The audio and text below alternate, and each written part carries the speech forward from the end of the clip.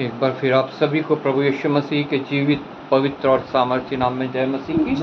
धन्यवाद करते हैं कर इस मौके के लिए जो प्रभु ने हमारी आयु में जोड़ा। आज का ये पवित्र दिन प्रतिदिन का जीवन देने वाला हमारा परमेश्वर है, और प्रतिदिन जब वो हमें जीवन देता है तो उसके लिए हमें सामर्थ्य भी देता है, संसाधन भी देता है, अपनी संगति भी देता है, सुरक्षा भी देता है, और उसका अनुग्रह जो हम सब के लिए बहुत है हमारे ऊपर बना रहता है।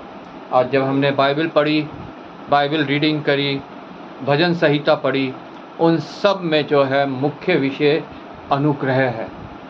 अनुग्रह जो परमेश्वर की ओर से हमारे ऊपर जाहिर होता है। वो कैसे? प्रभु का वचन कहता है, अब विश्वास ही से अनुग्रह के द्वारा हमारा छुटकारा हुआ है। जब हम विश्वास करते हैं उसके योजना के ऊपर जो उसने हमारे लिए बनाई कि मनुष्य के छुटकारे के लिए अपने इकलौते पुत्र को भेजकर, तब उसका अनुग्रह हमारे ऊपर होता है और हमारा छुटकारा होता है। छुटकारा हमारा प्रत्येक इस सांसारिक जीवन में भी उन बातों से जो हमें डराती है, हमें व्याकुल करती है, हमें चिंतित करती है, और छुटकारा हमें उस मृत्यु से भी जो हमें अनंत मृत्यु शैतान के साथ मिलनी है मनुष्य को। मनुष्य इसी योग्य है, उसने पाप किया और परमेश्वर की महिमा से रहित है। वो इसी योग्य है कि नरक में जाए, लेकिन परमेश्वर ने कभी ये नहीं चाहा। आदम और हवा के पाप करने के बाद से परमेश्वर योजनाएं बनाता रहा। उसने उनके लिए भी योजनाएं बनाई। उनका तन ढकने के लिए एक कुर्बानी दी गई, और उसके चमड़ी से उनके लिए वस्त्र बनाए गए जो उनका नंगापन छिप जाए। जो उनकी अपने, जब वो अपने तौर तरीके से पत्तों से वो करते थे तो वो पर्याप्त नहीं था। पत्ते कुछ समय बाद मुरझा जाते थे और वो फिर नंगे दिखने लगते थे। और तब से वो योजना करता आया है। बलिदान जो है, हम वचन पुराने नियम में पढ़ते हैं, कितने ही प्रकार की बलियां दी जाती थी मनुष्य ताकि पाप से शुद्ध हो जाए और वो उस मृत्यु से बच जाए जो शैतान और उसकी सेना को मिलनी है। लेकिन वो भी पर्याप्त नहीं था। और अंत के दिनों में वचन हमें बताता है कि स्त्री के द्वारा वो पुत्र उत्पन्न हुआ जिसकी भविष्यवाणी पुराने समय में भविष्यवक्ता करते आए हैं। पुराने नियम जब हम पढ़ते हैं, परमेश्वर का प्रभु उस योजना का जो प्रभु यीशु मसीह से पूरी होनी है, उसका ही हम जो है उसमें भविष्यवाणियाँ देखते हैं जो प्रभु यीशु मसीह के पैदा होने से सारी पूरी हुई हैं। सही समय पे उस स्त्री से वो बालक उत्पन्न हुआ और उसने अपना स्वर्गीय राज्य छोड़कर पृथ्वी पे डेरा किया ताकि हम बचाए जाएं। जब हम यूहन्ना रचित सुसमाचार उसका पहला अध्याय पढ़ते हैं, उसके 14 से 17 तक वहाँ पे लिखा है कि हमने के वचन देहधारी हुआ और उसने हमारे बीच में डेरा किया, और हमने उसकी ऐसी महिमा देखी जैसे परमेश्वर के इकलौते पुत्र की। और आगे लिखा है कि उसी के द्वारा हमने अनुग्रह पर अनुग्रह प्राप्त किया। और अगर वो नहीं आया होता तो हमारे ऊपर अनुग्रह भी नहीं हुआ होता और हम सब नरक के भागी होते।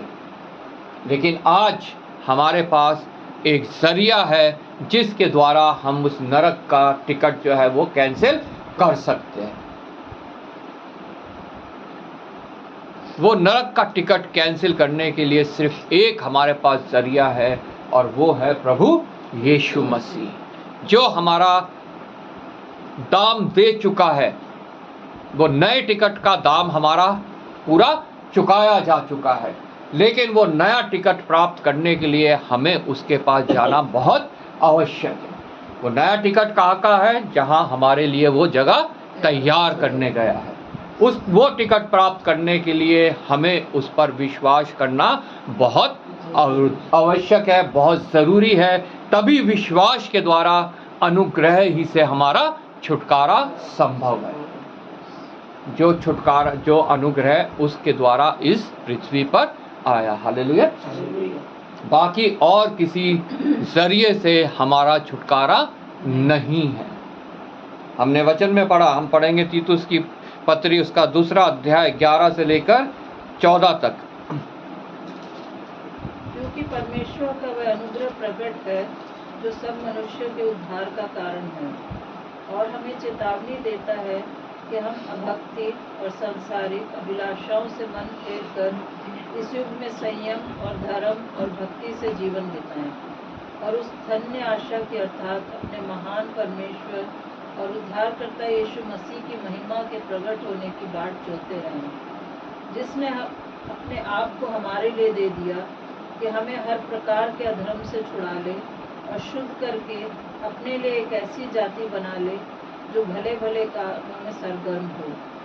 पूरे अधिकार के साथ ये बातें कह और समझा और सिखाता रहे, कोई तुझे कुछ ना जानने पाए। आइए हम प्रार्थना करें। धन्यवाद पिता परमेश्वर, धन्यवाद करते हैं एक बार फिर प्रभु तेरे अनुग्रह के लिए, जो पिता परमेश्वर हमारे साथ है पिता, जो हमारे विश्वास करने से पिता परमेश्वर हमसे जुड़ा है और हमारे छुटकारे का कारण है प्रभु।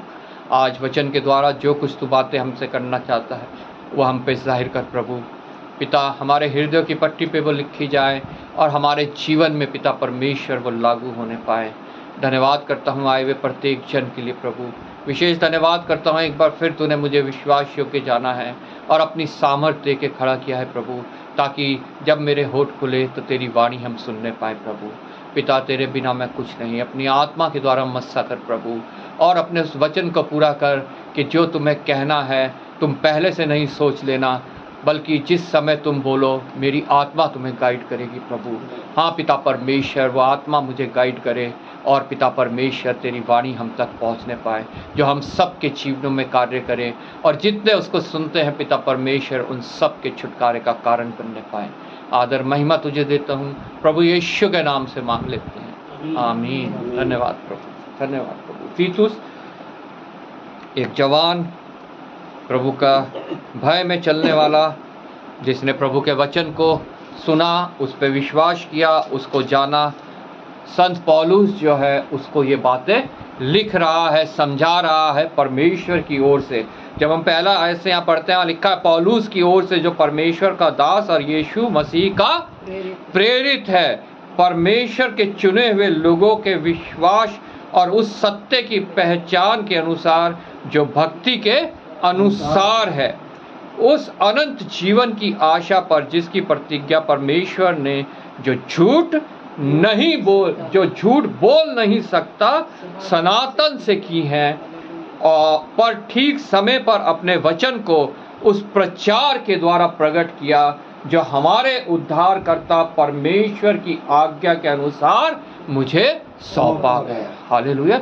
आज वो ही वचन, वो ही प्रचार जो है आज परमेश्वर के अलग अलग दास कर रहे हैं। उस समय पौलुस ने तीतुस से ये बातें कही, आज अलग अलग परमेश्वर ने चुना हुआ है दासों को, और वो अलग अलग कलीसिया में वहाँ के लोगों को इन बातों को पहुँचा रहे हैं जो परमेश्वर की ओर से चुने गए। आगे 4 आयत लिखा है, तीतुस के नाम जो विश्वास की सहभागिता के विचार से मेरा सच्चा पुत्र है। तीतुस के नाम, आज ये आपके नाम है। प्रभु आप सब का नाम ले लेके कह रहा है, ये आपके नाम है जो विश्वास की सहभागिता के विचार से मेरे सच्चे पुत्र और पुत्री है। हम सच्चे पुत्र और पुत्री कैसे बन गए? जब हम यूहन्ना रचित सुसमाचार 1 अध्याय पढ़ते हैं, वहाँ लिखा है जितनों ने उस पर विश्वास किया उन्हें उनका पुत्र और पुत्री होने का अधिकार प्राप्त हुआ। हालेलुया। आज हम अपने आप को जांचे, क्या हमने उस पर विश्वास किया है कि नहीं किया? क्या हम उसके सच्चे पुत्र और पुत्री है कि नहीं है?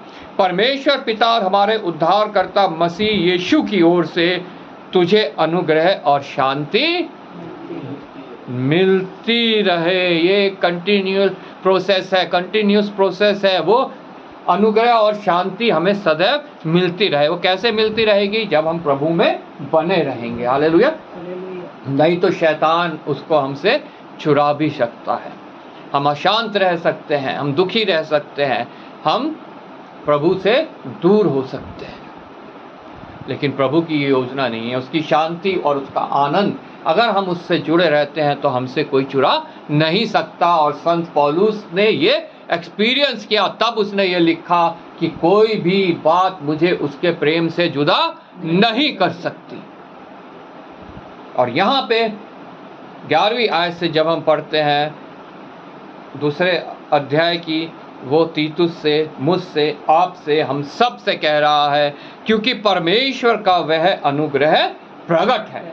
वह अनुग्रह प्रकट है, वो प्रकट हो चुका है प्रभु यीशु मसीह के द्वारा। हालेलुया। वो प्रकट हो चुका है प्रभु यीशु मसीह के द्वारा, जो सब मनुष्यों के उद्धार का कारण, जो सब मनुष्यों के उद्धार का कारण है। सब मनुष्य का इनविटेशन सबके लिए है। यमुना 3:16 में इनविटेशन सबके लिए है। निकोदेमुस से बातें करते हुए प्रभु यीशु मसीह ने कहा कि परमेश्वर ने जगत से ऐसा प्रेम किया कि अपना इकलौता पुत्र दे दिया, ताकि जो कोई उस पर विश्वास लाए वो नाश ना हो परंतु अनंत जीवन पाए। उसी का भाग यहाँ लिखा है, जो सब मनुष्यों के उद्धार का कारण है। लेकिन कैसे? जब हम विश्वास करते हैं। हालेलुया। जो विश्वास नहीं करता है उसके लिए उद्धार का दरवाजा बंद है अभी भी। उपस्थित अनुग्रह सब लोगों के लिए है, लेकिन उसके लिए हमें अपने हृदय के द्वार को विश्वास के द्वारा खोलना आवश्यक है।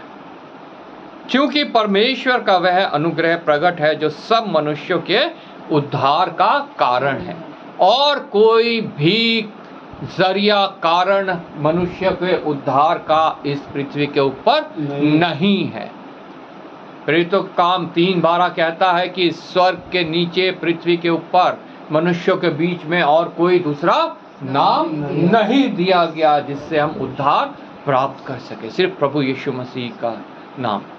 जब हम उस नाम पे विश्वास करते हैं तब उसका अनुग्रह हमारे ऊपर होता है और हमें छुटकारा मिलता है। हालेलुया। 12वीं आयत में लिखा है, और हमें चेतावनी देता है कि हम आभक्ति और सांसारिक अभिलाषाओं से मन फेर कर इस युग में संयम और धर्म और भक्ति से जीवन बिताएं। हमें उसका अनुग्रह चेतावनी देता है। उस चेतावनी को हम सुनते तो हैं लेकिन अनसुना कर देते हैं। बहुत कम मनुष्य है जिन्होंने उसे सुना और उसको अपने जीवन में ग्रहण किया, अपने जीवन में लागू किया। वो हमें चेतावनी देता है। क्या देता है? कि हम आभक्ति और सांसारिक अभिलाषाओं से, जो हमें परमेश्वर के अनुग्रह से दूर करती हैं, परमेश्वर के प्रेम से दूर करती हैं और उसकी महिमा से रहित कर देती हैं। हमारे पाप हमारे साथ बने रहते हैं और पाप की मजदूरी मृत्यु है, और हम उस मृत्यु को प्राप्त करते हैं जो शैतान और उसके सेना को मिलती है। इसलिए बहुत आवश्यक है कि हम बहुत ध्यान देकर उसकी चेतावनियों को, उसकी जो हमारे को वो दे रहा है चेतावनियाँ, उनको हम सुने, और सिर्फ सुने ही नहीं, उसको हम ग्रहण करें अपने जीवन में। जब हम इस पृथ्वी पे जीवन व्यतीत कर रहे हैं हम उस पर चलें। हालेलुया। हमने भजन संहिता 51 पढ़ा। दाऊद ने उन नातान नबी के द्वारा जब उसको चेतावनी दी गई, जब शर्बा के साथ उसने पाप किया, तब नातान नबी ने आके उसे परमेश्वर की ओर से चेतावनी दी। उसने उन्हें सुना, उसको ग्रहण किया, पश्चाताप किया, क्षमा मांगी और परमेश्वर ने उससे बातचीत करी और उसने भजन संहिता 51 लिखी। उसमें हम देखते हैं वो किस रीति से अपने अपराधों को स्वीकार कर रहा है, किस रीति से पछता रहा है और किस रीति से परमेश्वर से विनती कर रहा है कि मेरे अंदर शुद्ध मन और नए सिरे से स्थिर आत्मा उत्पन्न कर। आज मैं और आप अपने आप को जांचें, क्या हमने उसकी चेतावनी को सुना है? और सुना है तो क्या हमने उसको अनसुना तो नहीं कर दिया, या उसको सुन के हमने परमेश्वर के आगे घुटने टेके हैं? हालेलुया। वो हमें चेतावनी दे रहा है कि हम आभक्ति मतलब हम परमेश्वर से दूर, हम अपना परमेश्वर से दूर होकर अपना जीवन व्यतीत ना करें। और संसारिक अभिलाषाएं जो शैतान की ओर से हमारे अंदर भरता है, प्रभु यीशु मसीह के अंदर भी उसने भरनी चाहिए वो संसारिक अभिलाषाएं। जब प्रभु यीशु मसीह कमजोर था, भूखा था, प्यासा था, वो आया उसके पास और वो संसारिक अभिलाषाएं उसके अंदर भरनी चाहिए कि वो उन संसारिक अभिलाषाओं में फंस जाए।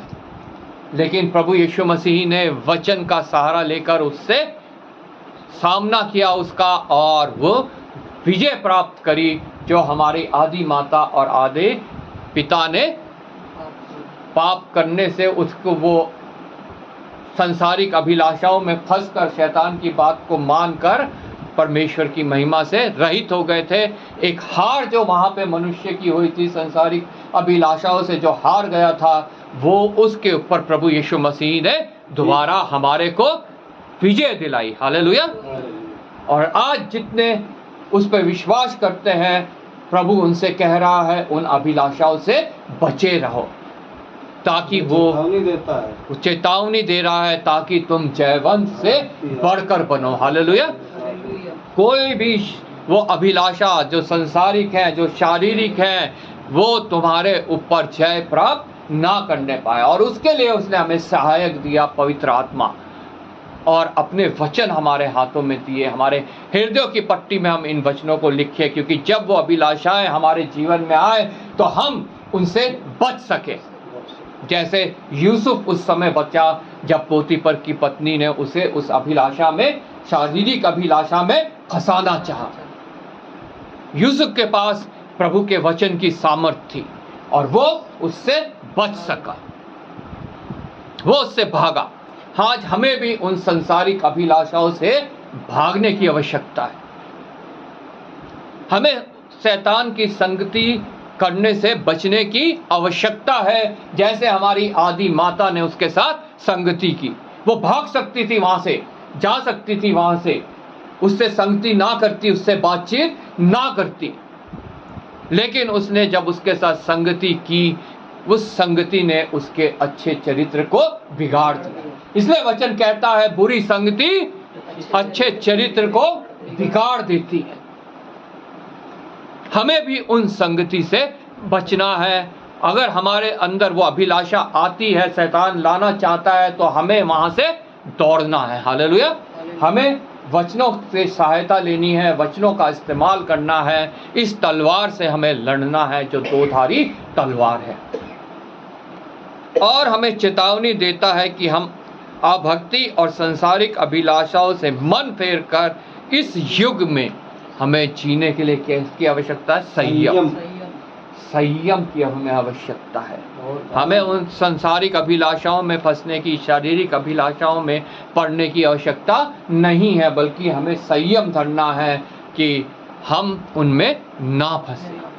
किसी भी प्रकार की हो अभिलाषा, हो धन दौलत गलत रीति से कमाने की है, व्यभिचार करने की है, प्रभु से दूर होने की है, किसी और जगह जाके हमारे को मत्था टेकने की है, हम बीमार हैं, हम कलेश में हैं, संकट में हैं, हमें संयम धरना है।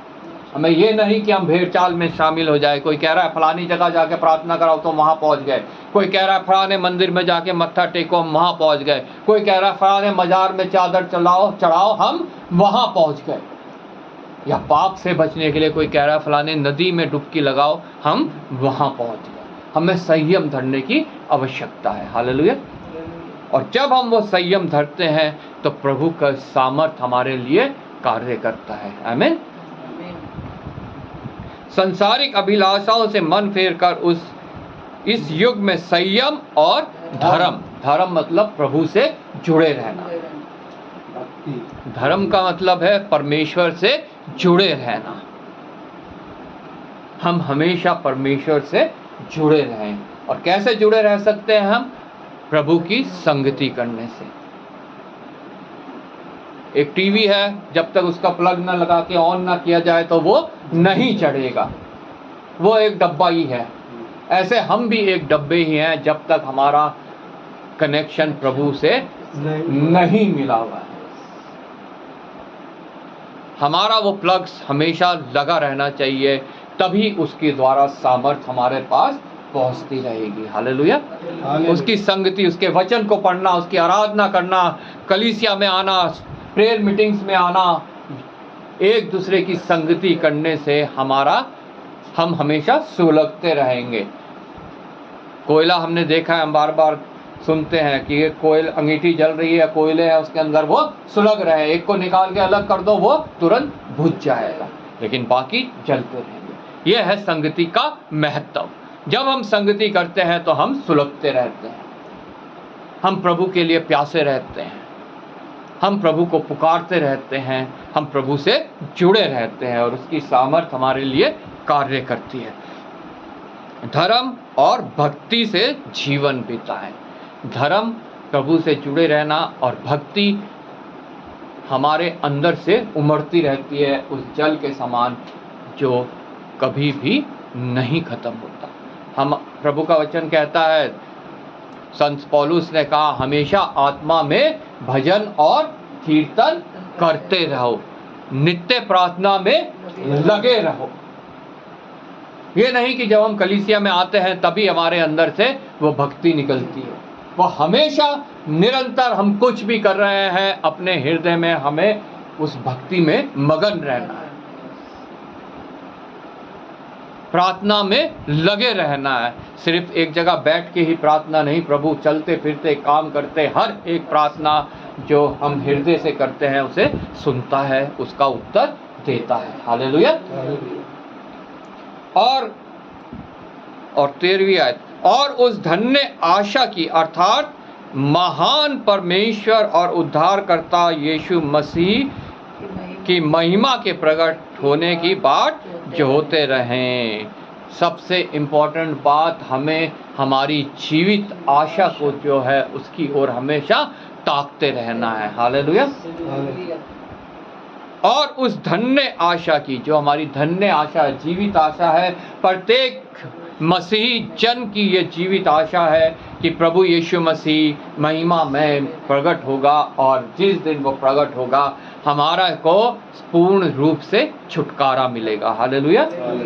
पूरी सृष्टि, वचन कह रहा है, पूरी सृष्टि जो है वो उसका इंतजार कर रही है, कर रहा रही है कि उसका आना शीघ्र हो। और हम भी जितने उस पर विश्वास करते हैं, उसकी महिमा में आगमन का इंतजार करते हुए हम जो है अपना जीवन व्यतीत करते हैं, उसकी बाट जोते हुए अपना जीवन व्यतीत करते हैं। उन 5 राजकुमारियों की तरह जिनकी पास दिए में तेल भी था और कुप्पी में भी उनके तेल था, उनका दिया जल रहा था। जिस समय तक प्रभु यीशु मसीह आया उनका दिया जलता हुआ पाया उसने। आज मेरा दिया क्या उस समय तक जलता रहेगा? उसके लिए हमें किस चीज़ की आवश्यकता है? तेल की आवश्यकता है। और तेल क्या है? प्रभु की आत्मा। हालेलुया। प्रभु की आत्मा वो तेल है जो हमारे अंदर जो है उमड़ता रहता है, हमारे दिए को जलाए रखता है। अगर उसकी आत्मा हमारे पास नहीं है, हम ऊपर से जितना मर्जी हालेलुया प्रेज द लॉर्ड कर लें, जितने मर्जी गीत गा लें, जितने देर तक प्रार्थना करते रहें, किसी का उस समय कोई फायदा नहीं होगा। जब प्रभु यीशु मसीह प्रकट होएगा, वो यूं कहेगा, मैं तुझे नहीं जानता। हम कहते रह जाएंगे, हम तो चर्च जाते थे, हम तो क्वायर में थे, हम तो प्रार्थना करते थे, हम तो पादरी थे, हम तो बिशप थे, हमने तो इतने लोगों के लिए प्रार्थना करी, चंगे हो गए, लेकिन वो खटखटाते रह जाएंगे, क्योंकि प्रभु कहेगा, हे दुष्ट, मुझसे दूर हो जा, मैं नहीं जानता तू कौन है। क्या वो हमारे अंदर उपस्थित है कि नहीं? ये हमें वचन के प्रकाश में जानना बहुत आवश्यक है। और उस धन्य आशा की अर्थात अपने महान परमेश्वर और उद्धारकर्ता यीशु मसीह की महिमा में प्रकट होने की बाट जो होता रहे। और वचन हमें बताता है हमें बाट कैसे जोनी चाहिए। जब हम किसी चीज़ का इंतज़ार कर रहे हैं तो हमें धीरज धर के उसका इंतज़ार करना है। जब हम उसके प्रकट होने का इंतज़ार कर रहे हैं तो हमें धीरज धर कर उसके प्रकट होने का इंतज़ार करना है। और अब विश्वास अनदेखी वस्तुओं का प्रमाण है। हालेलुया। हम ये विश्वास रखें कि जो अभी हमें दिखाई नहीं दे रहा है वो एक दिन निश्चय हमें दिखाई देगा। हालेलुया। और उस दिन हम सब कुछ साफ साफ देखने पाएंगे। आमीन। 14th वर्स, जिसने अपने आप को हमारे लिए दे दिया कि हमें हर प्रकार के अधर्म से छुड़ा ले। प्रभु यीशु मसीह ने अपने आप को मेरे लिए, आपके लिए, पूरे मनुष्य जाति के लिए दे दिया ताकि मनुष्य को वो अधर्म से छुड़ा ले और शुद्ध करके अपने लिए एक ऐसी जाति बना ले जो भले भले कामों से सरगर्म हो। आज हम उसी जाति का हिस्सा हैं जिसे प्रभु यीशु मसीह ने बनाया है। और अगर उसने हमें बनाया है तो हमें क्या करना है? भले भले कामों में सरगर्म रहना है। हालेलुया। भले भले कामों में हमें सरगर्म रहना है। हमें धर्म के कार्य करने हैं। हमें जो है उन कार्यों को करना है जो वचन हमें सिखाता है। हालेलुया। 15वीं आयत कहती है, पूरे अधिकार से ये बातें कह। क्या मैं आज पूरे अधिकार से ये बातें कहता हूं कि दूसरों के सामने मेरा मुंह बंद हो जाता है? कईयों को मैंने देखा है वो दूसरों के सामने ये भी नहीं प्रकट करते कि वो मसीही हैं। प्रभु निश्चय हम सब का न्याय चुकाने आने वाला है और जब वो आएगा तो सारी किताबें खुल जाएंगी। मैं प्रभु को दूसरों के सामने प्रकट करता हूं कि नहीं करता हूं। मुझे ये जांचना बहुत आवश्यक है। पूरे अधिकार के साथ बातें कहे। हमें पूरे अधिकार के साथ ये बातें कहनी है कि हम अपने प्रभु यीशु मसीह के महिमा में आगमन का इंतजार कर रहे हैं और उसमें हमारा सहायक है पवित्र आत्मा और प्रभु का ये वचन जो हमारे को धीरज देते हैं, हमें संयम देते हैं, हमारे को धीरज धर के उसका इंतजार करने के लिए प्रेरित करते हैं। आमीन। लेकिन अगर हम होठ बंद रखते हैं, अपने नहीं प्रभु का दूसरों के सामने बयान करते हैं तो उसका दंड भी हमें मिलेगा। हालेलुया। क्योंकि प्रभु का वचन कहता है अगर तुम दूसरों के सामने मुझे मान लोगे तो मैं भी स्वर्ग में परमेश्वर के सामने तुम्हें मान लूंगा और अगर तुम औरों के सामने मेरा अंगीकार नहीं करोगे तो मैं भी परमेश्वर के सामने तुम्हारा इनकार कर दूंगा। अगर तुम डरते हो संसार के लोगों से तो तुम मेरे योग्य नहीं हो। अरे तुम्हारे पास तो वो अपार शक्ति है जो पूरे कायनात को संभाले हुए है, जिसने प्रत्येक चीज की रचना की है, तो फिर तुम क्यों डरते हो? मनुष्यों से तुम क्यों डरते हो? प्रभु का दास कहता है परमेश्वर मेरी ओर है तो मेरा कोई कुछ नहीं बिगाड़ सकता। अरे ये शरीर ही तो खत्म करेगा, मेरी आत्मा तो उसके हाथ में सुरक्षित है। आमीन। और हमें अपनी आत्मा की चिंता करनी है, शरीर की चिंता हमारा परमेश्वर खुद कर लेगा। हालेलुया। वचन में लिखा है जो चिड़ियों को भोजन देता है, जो पेड़ों पौधों को अच्छे सुंदर सुंदर वस्त्र पहनाता है, वो हमारी चिंता क्यों कर ना करेगा? जब हम उसकी ओर ताकते रहेंगे, जैसे पक्षी, पशु, पेड़ पौधे, कायनात उसकी ओर ताकती रहती है, परमेश्वर उनके लिए सब कुछ उपाय करता है, सब प्रदान करता है, वो अपने लोगों के लिए भी करने की सामर्थ्य रखता है, जिसे उसने अपने स्वरूप और अपनी समानता में अपने हाथों को मिट्टी में सान के बनाया। हालेलुया। और अपनी श्वास को, अपने प्राण को उसके अंदर फूंक दिया, तो वो क्यों कर हमारी चिंता ना करेगा? वो हमारी चिंता करने को तैयार है। उसका वचन कहता है अपनी सब चिंता उस पर डाल दो, उसे हमारे से ज्यादा हमारा ध्यान है, हम उसके हाथों की रचना है और हमारे जब हम उसके हाथों की रचना है तो हमारे पूरे शरीर को वो जानता है, हमारे हृदय को वो जानता है, हमारे मन को, हमारे दिमाग को वो जानता है। हमें अपने आप को पूर्ण रीति से उसको समर्पित करना बहुत आवश्यक है। नहीं तो एक बैठा हुआ है दूसरा, जो इब्लिस के नाम, शैतान के नाम से जाना जाता है, वो हमारे ऊपर झूठा अधिकार रख सकता है, हमारे ऊपर जो है वो हमें भरमा सकता है, हमें जो है अपने साथ ले जा सकता है, अधोलोक में हमें पहुंचा सकता है। आज हम अपने आप को जांचें, अपने आप को जानें। नातान नबी ने दाऊद से कहा कि मैं तेरे बाद जो आने वाला है उसको इस्तेमाल करूंगा कि वो मेरे लिए मंदिर को बनाए।